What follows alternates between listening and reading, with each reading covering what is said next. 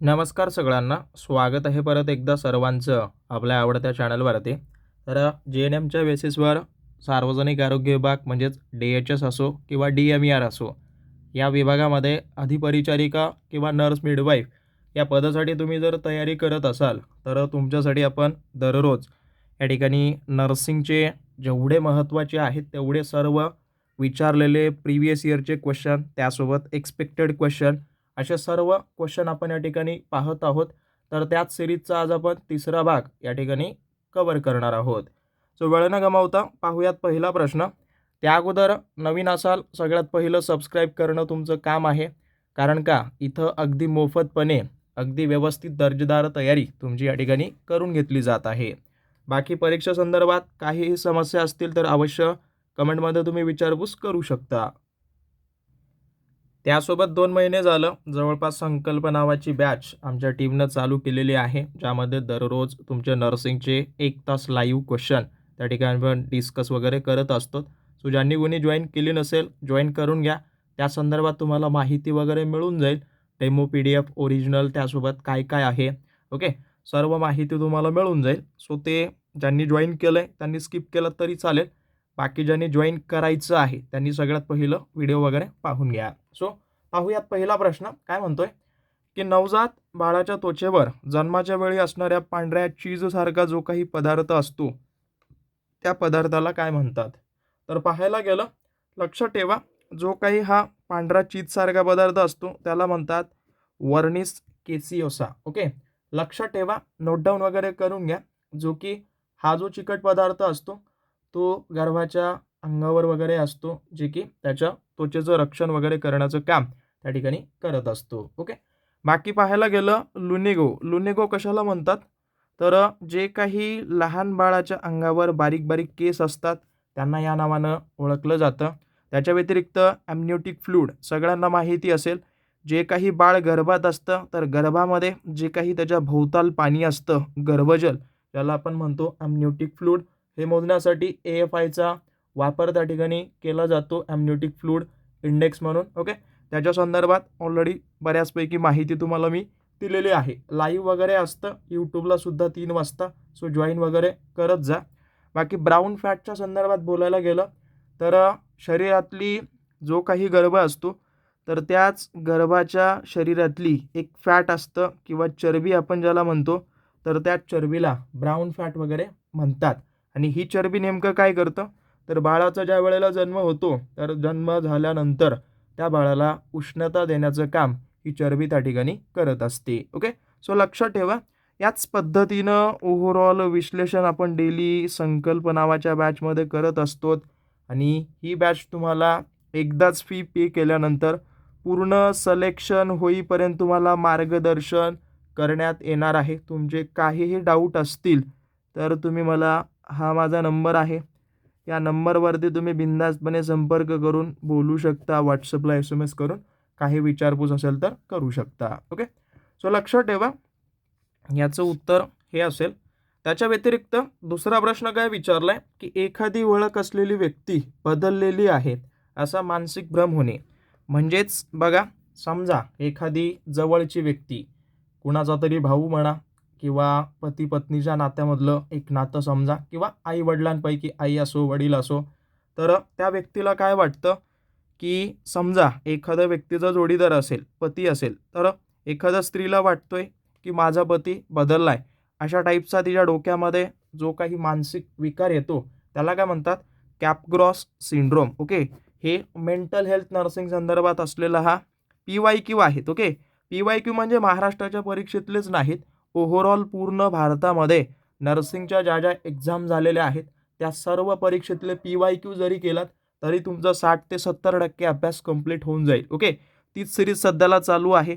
14,000 PYQ आमच्या टीमनं collect केलेत, तेच सोडवणं सध्याला चालू आहे. सो एक वेळा चेकआउट करा. त्या ठिकाणी जे डेमो PDF, डेमो लेक्चर सर्व आहे.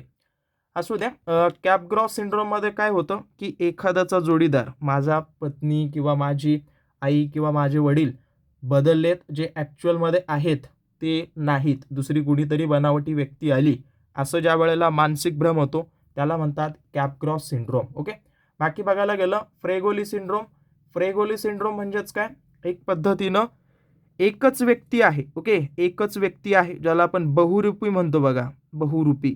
जसं की साध्या सोप्या भाषेत सांगायला गेलं तर एकच व्यक्ती आहे, तो वेगवेगळी रूपं घेऊन माझ्या समोर येतोय. म्हणजे एखाद्या वेळेला आईचं रूप घेतोय, एखाद्या वेळेला वडिलांचं रूप घेतोय, एखाद्या वेळेला भावाचं, बहिणीचं, अशा पद्धतीनं तुम्हाला भ्रम ज्या वेळेला होतो त्याला म्हणतात फ्रेगोली सिंड्रोम, ओके. बाकी कोटार्ड सिंड्रोम. कोटार्ड सिंड्रोम संदर्भात काय आहे की एक पद्धतीनं काय वाटतं, जो काही रुग्ण आहे तो काय झाला, मृत पावला, असं त्याला भ्रम होतो. म्हणजेच मी मृत्यू झालोय किंवा माझा मृत्यू झालाय आणि माझं जे शरीर आहे ते सडत आहे, अशा टाईपचा ज्या वेळेला त्याच्या मनामध्ये मानसिक भ्रम होतो त्याला कोटार्ड सिंड्रोम म्हणतात. बाकी टॉड सिंड्रोम संदर्भात बोलायला गेलं तर टॉड सिंड्रोम काय आहे, तर टॉड सिंड्रोम लक्षात ठेवा, ज्या वेळेला शरीर जो असतो म्हणजे एखाद्या व्यक्तीचं शरीर, त्याला स्वतःच्या शरीराचा आकार जे आहे ते वेडीवाकडी वाटते. म्हणजे मी खूप फॅटी आहे किंवा माझं शरीर व्यवस्थित नाही, असं ज्या वेळेला वाटतं मानसिक भ्रम, त्याला टॉड सिंड्रोम म्हणतात, ओके. सो लक्षात ठेवा, हे सर्व काही मानसिक विकार आहेत. आणि हा जो काही प्रश्न तुम्ही पाहिला आहे तो आपण बॅचमध्ये कव्हर अप केलेला आहे. सो ज्यांनी कुणी लेक्चर वगैरे केलं असेल त्यांना यांचं उत्तर त्या ठिकाणी आलं असेल. बाकी जेव्हा औषध झोपण्याच्या वेळी द्यायचं असतं तेव्हा त्याला खालीलपैकी कुठलं कोड वगैरे वापरलं जातं, तर ज्या वेळेला बेड टाईमच्या अगोदर जायचं असतं, ओके, किंवा त्याला तुम्ही म्हणू शकता at bed time, okay. At bed time म्हणजेच झोपण्याच्या वेळी, तर देण्यात येणारी जी काही औषधं आहेत त्याला HS नावानं संबोधली जातात किंवा त्याला जे आहे ते कोड वगैरे हा त्या ठिकाणी वापरला जातो असं तुम्ही म्हणू शकता. आलं का लक्षात? सो नोट डाऊन करून घ्या. बाकी ACचा वापर वगैरे, AC हा कोड कसं देतात, तर जेवणापूर्वी घेण्यात येणारी जी काही औषधं आहेत त्यांना AC म्हणून वापरलं जातं किंवा तो कोड त्या ठिकाणी यूज केला जातो. त्याच्या व्यतिरिक्त ओडी म्हणजेच दिवसातून 2 वेळा जर घ्यायची असेल तर तशा सर्व औषधांना ओडी या नावानं ओळखलं जातं. सॉरी, एकदा ना, हां, ओडी एकदा असतं, थोडंसं करेक्शन करून घ्या. बाकी SOS म्हणजेच काय, ज्या वेळेला गरज असेल तेव्हाच द्या, गरज असेल तेव्हाच देणाऱ्या औषधांना SOS या कोडनं संबोधलं जातं. परत ब्ल्यूलरचं 4A मध्ये कशाचा समावेश वगैरे होत नाही. हे बघा, सिंपल भाषेमध्ये बघायला गेलं तर सिझोफ्रेनिया नावाचा एक मानसिक आजार आहे. त्या मानसिक आजाराचं वर्गीकरण करताना एक शास्त्रज्ञ आहेत, त्यांचं नाव युजीन, ओके, युजीन ब्ल्यूलर या नावानं त्यांना ओळखलं जातं, ओके. तर यांनी काय केलं, याच सिझोफ्रेनियाची 4 लक्षणं सांगितलेली आहेत. 4 लक्षणं. कुठली कुठली 4 लक्षणं? सगळ्यात पहिलं बघायला गेलं तर त्याच्या भावना बिघडतात, हे सुद्धा आहे. त्याच्या डोक्यामध्ये वेगवेगळ्या द्विधा भावना वगैरे निर्माण होतात. त्याच्या व्यतिरिक्त बघायला गेलं आत्ममग्न विचार. आत्ममग्न विचार म्हणजेच काय, स्वतःमध्ये हरवून जाणे, ओके, त्याला म्हणतात.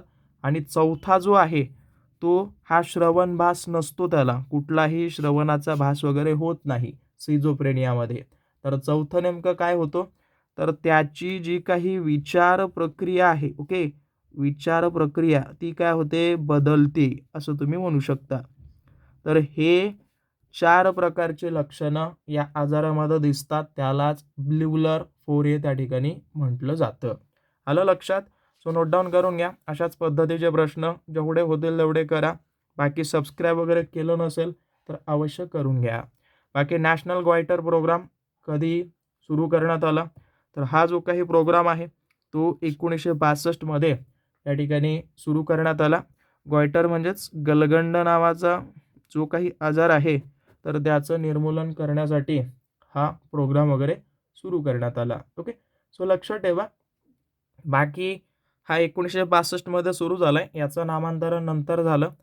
जवळपास 1992 मध्ये याचं नाव जे आहे ते चेंज करण्यात आलं, ज्याला आपण national iodine deficiency programme NIDP या नावानं त्याला ओळखत असतो किंवा त्याला तुम्ही national iodine deficiency disorder control programme, okay, disorder control programme त्या पद्धतीने तुम्ही त्याला ओळखू शकता. आलं लक्षात? हां. लिहून घ्या वाटल्यास. व्हिडिओ बराचसा लांब होईल पण इन्फॉर्मेटिव्ह आहे, त्यामुळं काळजीपूर्वक पहा. बाकी कोणत्या घटकाच्या कमतरतेमुळे हेमोफिलिया बी नावाचा टाईपचा विकार वगैरे होतो? तर पाहायला गेलं तर जो क्लॉटिंग फॅक्टर 9 आहे याच्यामुळं हा हिमोफिलिया बी कुठला हा आजार वगैरे त्या ठिकाणी दिसून येतो असं तुम्ही म्हणू शकता.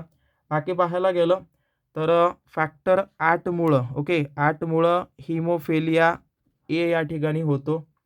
हे थोडंसं लक्षात ठेवा. बाकी पाहायला गेलं तर हे जे काही फॅक्टर 12 आहे त्याच्या व्यतिरिक्त फॅक्टर 13 वगैरे जे आहे ना, तर त्याला तुम्ही हा जो 12 फॅक्टर आहे त्याला हागेमन फॅक्टर म्हणून ओळखतात. हागेमन ओके. हागेमन फॅक्टर वगैरे या नावानं ओळखलं जातं. बाकी हा जो आहे तो याला तुम्ही म्हणू शकता फायब्रिन स्टॅबिलायझिंग फॅक्टर वगैरे या नावानं ओळखतात. बाकी 8 मुळं ए नावाचा हिमोफिलिया वगैरे होतो. परत पाहायला गेलं तर मायोकार्डियल इन्फेक्शनमध्ये ECGमध्ये कुठला बदल होतो किंवा कुठल्या प्रकारचा बदल होतो? तर याच्या बाबतीत बोलायला गेलं तर काय होतं एस-टी सेक्शनमध्ये काही ठिकाणी वाढ त्या ठिकाणी होते.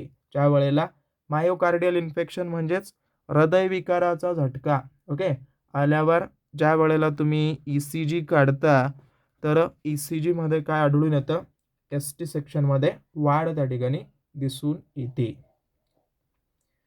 हां, बाकी आता हे जे आहेत क्यूआरएक्स कॉम्प्लेक्स वगैरे एक पद्धतीनं ब्रंच ब्लॉक वगैरे झाला असेल तर ते त्या ठिकाणी दिसतं. त्यासोबत व्ही वेव्हची जी उपस्थिती वगैरे सहसा तरी यू असते, व्ही नसते. ओके. हां, तर ही एक पद्धतीनं ज्यावेळेला हायपोकॅलेमिया वगैरे असतं ना, त्याच्यामध्ये ते दिसून येतं. परत जर लांब पी-आर इंटरव्हल वगैरे असेल तर त्या संदर्भात काय दिसतं? ज्यावेळेला तुमचा एखाद्या रुग्णाचा हार्ट ब्लॉक होतो त्यावेळेला ही ECG वेव्हमध्ये दिसून येते. परत पाहायला गेलं तर रक्ताचा अन्कोनोटिक दाब कोणते प्लाझ्मा प्रोटीन राखून ठेवते? तर अन्कोन्योटिक दाब जे आहे ते राखून ठेवण्याचं काम अल्ब्युमिन नावाचं जे आहे प्लाझ्मा प्रोटीन ते त्या ठिकाणी करत असतं. हे बघा इन डिटेलमध्ये. आता ते सोडून द्या RBCची वयोमर्यादा काय आहे? RBC नेमकं काय करते? हे अगदी सोप्यातले सोपे प्रश्न झाले. आपल्याला एक पद्धतीनं MPSC पॅटर्नचे प्रश्न करायचे आहेत. त्यांचा जो पॅटर्न आहे त्या पद्धतीचे प्रश्न हार्ड लेव्हलचे थोडं करा. जेणेकरून सोपे प्रश्नसुद्धा हार्डमध्ये कव्हर होऊन जावेत. बाकी प्रोथ्रोम्बिनच्या बाबतीत बोलायला गेलं तर रक्ताच्या गुठळ्या करण्यासाठी किंवा रक्ताच्या गाठी तयार होण्यासाठी मदत करतं. बाकी जे फिब्रोनोजन आहे हे दोघंही एकच तुम्ही म्हणू शकता. रक्त गोठण्याची प्रक्रिया वगैरे करतात. आणि परत ग्लोबुलिन जे तुमची इम्युनायझेशन सिस्टीम आहे किंवा रोगप्रतिकारक शक्ती इम्युनिटी वगैरे ते वाहतूक करण्याचं काम त्या ठिकाणी करत असते. बाकी 9वा प्रश्न वाढ पूर्णपणे तयार होऊन कार्य करू लागते. कधी करू लागते? तर ज्या वेळेला 12 आठवडे पूर्ण होतात तर त्या ठिकाणी ही जी काही प्लासेंटा म्हणजेच वाढ निर्माण होते आणि ती तिची प्रक्रिया वगैरे सुरू त्या ठिकाणी करत असते. बाकी शेवटचा प्रश्न दिलाय. सगळ्यांनी व्यवस्थित कमेंट करून द्या. परत परत सांगतोय ज्यांनी कुणी बॅच वगैरे जॉईन केली नसेल अशा सर्व विद्यार्थ्यांना विनंती म्हणा ओके तुमच्याच भविष्यासाठी सांगतोय. कारण का पूर्ण महाराष्ट्रामध्ये खूप मोठ्या प्रमाणात फीस आहे आणि फीस आहे तर आहे बट परिपूर्ण तयारी वगैरे त्या ठिकाणी कुठंही व्यवस्थितपणे सांगण्यात येत नाही. सो एक वेळा चेकआउट वगैरे करा. असं नाही आहे माझीच बॅच जॉईन करा. पण जे महत्त्वाचं आहे, जे तुम्हाला परीक्षेला उपयोगी पडतं, जे तुम्हाला यशाकडं घेऊन जातं, त्या गोष्टीला लवकरात लवकर तुमच्या जीवनशैलीमध्ये ॲड करणं हा सगळ्यात महत्त्वाचा पॉईंट त्या ठिकाणी ठरतो. बाकी काही डाऊट असतील अवश्य मला कळवा. सबस्क्राईब केलं नसेल करून घ्या. बाकी तुम्हाला भेटतो पुढच्या व्हिडिओमध्ये. धन्यवाद.